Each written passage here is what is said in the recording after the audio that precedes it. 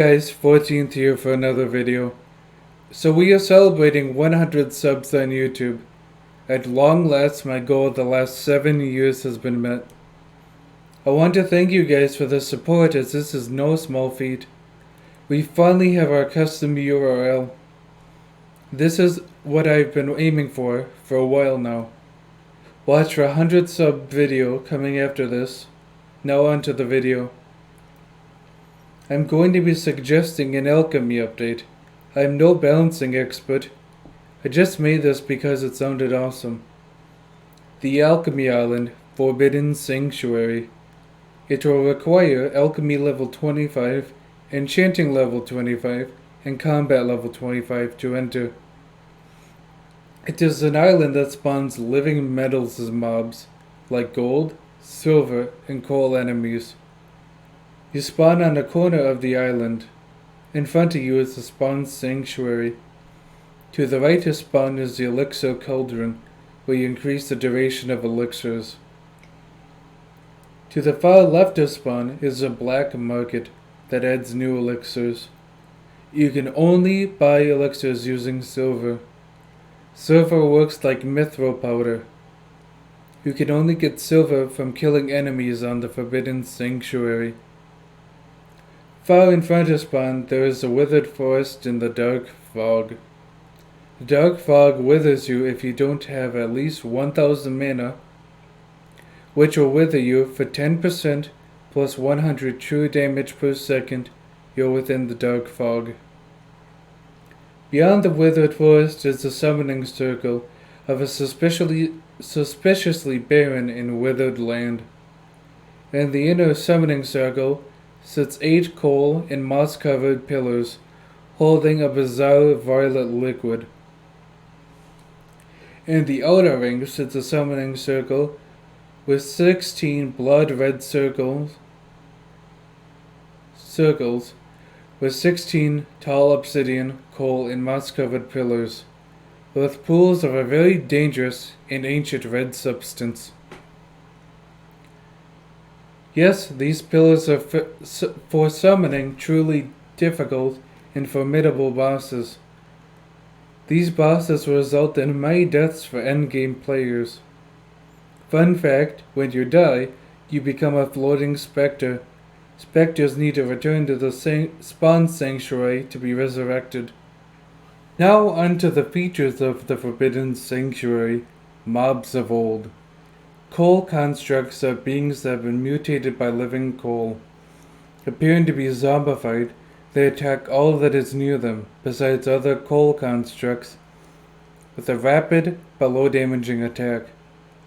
They have 250,000 HP and drop 1 to 2 enchanted coal on death, as well as a chance at a shadow crystal. The silver golems are said to be a byproduct of the land taking its revenge on all those who take the land's silver. Silver golems have 500,000 HP and drop 20 silver on death. Chance for shadow crystals are twice as likely. The Golden Spectre, a horror with resistance to spell speed, a mob with an unknown origin. Speculation seems to suggest they are silver golems affected by some kind of dark alchemy that leaves only an immaterial and dangerous husk.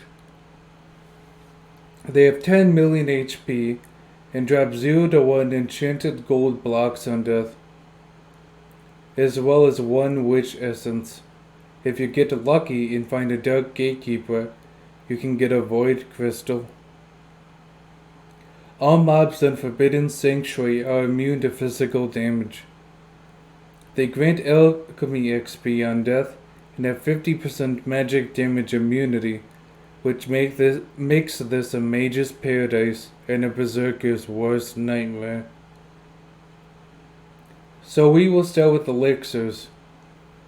Elixirs are potions that are beyond the comprehension of mortals. They do not scale with potion effects and cannot be used in brewing. Potion strength enhances the effectiveness of the potion.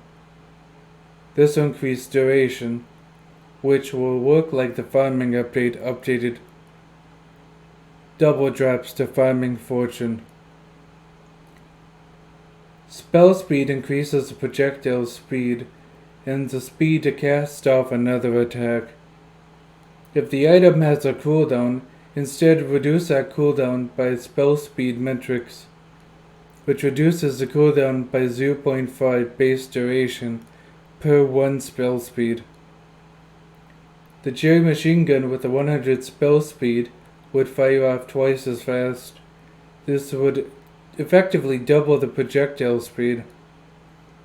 The double effective mana cost is the downside.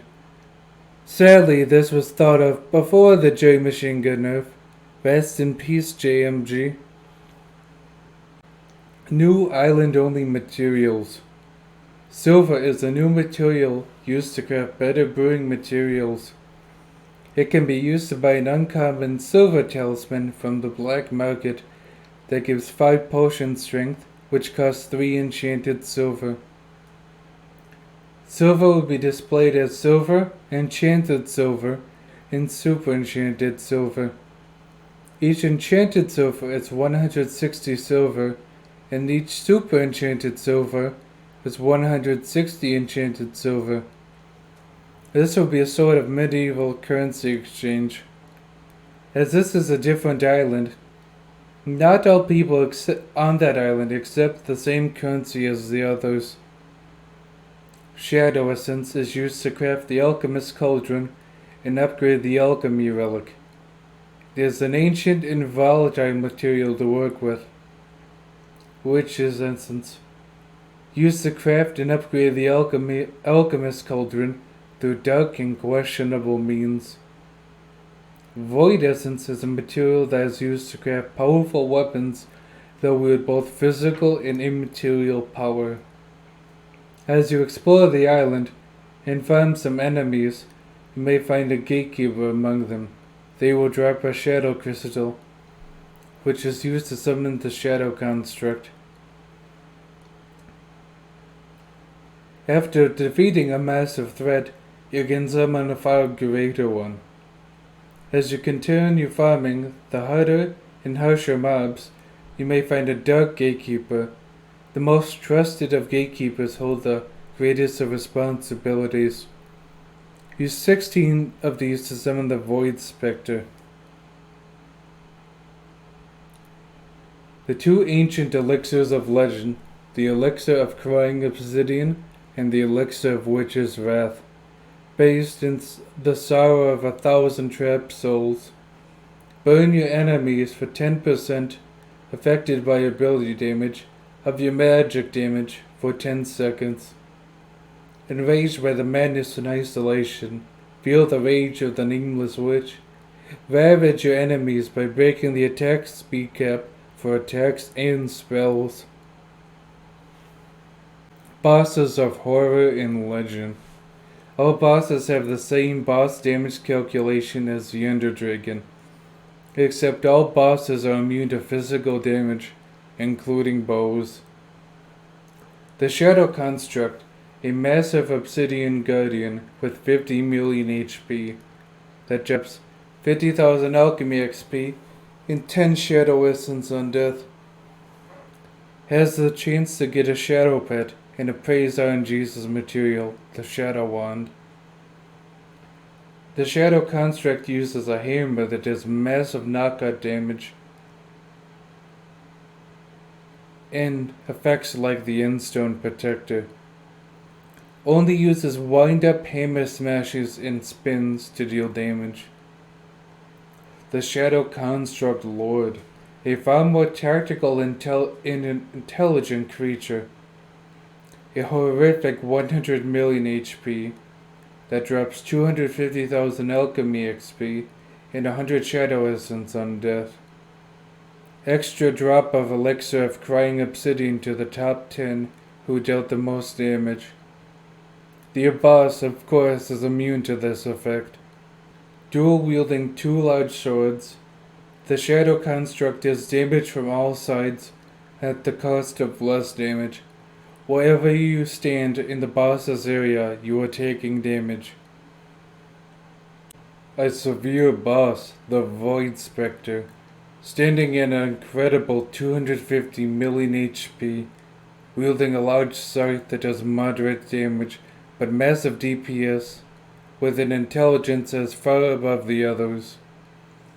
The Spectre attacks the player with the most damage, while swinging the scythe low, dealing massive cleave AoE, drops 1 million Alchemy XP and 1 Void Essence on death.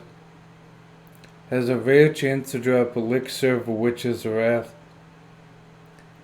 It's not recommended to summon the horror that comes next. Strongly advised to avoid summoning the Void Lord. Do not engage unless you brought an army or two. The demonic boss, Void Lord Dioveth. Someone who Necron would fear. Dual-wielding 2 massive axes, the Void Lord attacks as he spins his 2 axes. The Void Lord, contrary to the laws that govern reality, can nullify magic particles. He can smash the ground with his axes, dealing massive damage, as well as jumping to avoid incoming damage. Each axe has a spirit axe that repeats the action of what the Void Lord did previously. If it was an attack, the spirit axe also attacks. If the Void Lord defends, so will the spirit axe. While in defense, all magic damage is nullified. At a massive 1 billion HP, a nightmare that would overwhelm a party of 5, truly endgame players on his own. If you can manage to defeat such a foe, you'll be rewarded with 10 million Alchemy XP and 4 Void Essence. Has a rare drop, the Demonic Candle, which is used to craft spirit weapons. Pets and their buffs. The Shadow Pet, a pet made purely of shadows of a long forgotten and unknown origin. At level 100, this pet will grant you 100 HP and 100 defense. It has 3 perks. 1. Shadow Affinity. Doubles your HP, defense, and true defense while on Forbidden Sanctuary.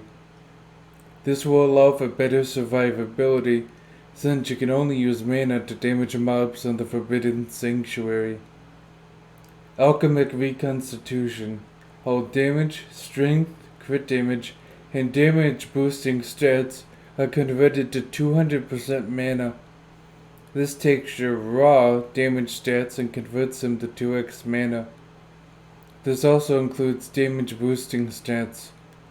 For example, if you have 100 damage, 100 strength, 100 crit damage, and 200% damage boost, you have 300 stats and it will be doubled to 600 mana. Mage's Blessing. Grants the user 200% more mana regen. Since mana is a critical stat, increasing mana regen will allow you to cast spells more and spend less time waiting to refill your mana. This pet is an incredible asset for exploring the Forbidden Sanctuary, yet it pales in comparison to the next pet. Spectre Pet. A wraith made not of shadows, but something more unnatural and sinister. At level 100, this pet gives 100 ability damage, 500 mana, and 500 true defense. This pet is in a class far above the others for mages. Power of the Void. All stats are increased by 25%. While the Ender Dragon is a superior option for damage, the Spectre Pet is a superior pet for magic damage. Void Adaptation. All damage, strength, crit damage, and damage boosting stats are converted to 500% mana. Unlike the other pet, this has a significant boost. Adaptive Armor. Take 20% less physical damage and 40% less magic damage. Since you have killed the most difficult boss in the game, likely multiple times to get this pet, you should have an easier time farming them in lesser mobs. Spectre's Apprentice. Upon death, become a Spectre and defy death for 10 seconds. Lose no coins on death. This perk will carry back over to dungeons. Instead of dying, you become an untargetable Spectre for 10 seconds. This will allow you to avoid a lot of BS things like being one-shot.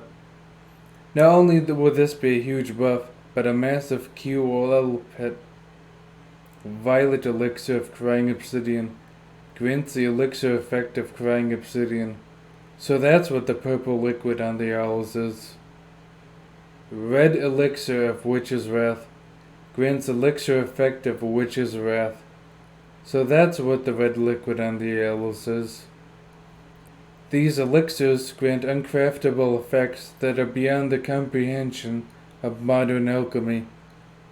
Long lost to history, the long-lost arts of elixirs are known to only a few individuals, remnants of a dark and forgotten age.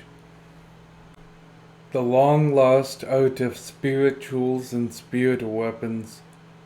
The Alchemist's Cauldron, which requires alchemy level 60, grants the ability to absorb potions that the player has brewed. It requires sacrificing 90 potions of a single level and type to absorb and use the potion used. For example, you need to use 90 level 1 speed potions before you can absorb 90 level 2 speed potions. You can only use the effect of the potions you fully absorb. Cauldrons cannot absorb elixir effects. The Alchemy Relic is a legendary talisman that requires 8 stacks of mutant netherwood surrounding a potion affinity artifact to craft. The Alchemy Relic gives 100 potion strength. Immaterial Edge, a truly horrific spirit weapon. To wield such a weapon requires a skill minimum of 50, no less. A truly absurd 25,000 base ability damage, 500 mana, and a 0.5 mana scaling. Being at such a level only costs 300 mana to use. With such power comes such cost. It requires 3 demonic handles and 6 stacks of mutant netherwood. Oblivion's Veil, a truly immeasurable veil that grants the wearer 250 ability damage and 500 mana. Yet with such beauty, it requires such cost. It requires 5 unleashed demonic candles. Unleashing Weapons. Within the underground passage below the summoning circle lies the pool of sorrow and sacrifice. Here's where you unleash the true power of weapons and materials. Unleashing weapons give a significant power boost. Not all weapons can handle the sheer power and force required to unleash its true power. The cost to unleash the weapon is tremendous. It requires 250 Void Essence and 1000 Shadow Essence, with the exception of the Material Edge requiring 1000 Void Essence and 5000 Shadow Essence. Oblivion's Veil, when unleashed, grants the Veil 1000 ability damage and 1000 mana. Unleashing a weapon always grants it a passive. In the case of Oblivion's Veil, it grants the true power of the Void, which grants all weapons 100% ability scaling. In the case of Immaterial Edge, unleashing it gives the passive Ever-Flowing Sorrow. Ever-Flowing Sorrow grants the user 10 base ability damage per Void Essence consumed, as well as 0.5 per Shadow Essence. Holding such a weapon immediately consumes all your Void and Shadow Essence. I want to thank you guys for making it to the end of the video.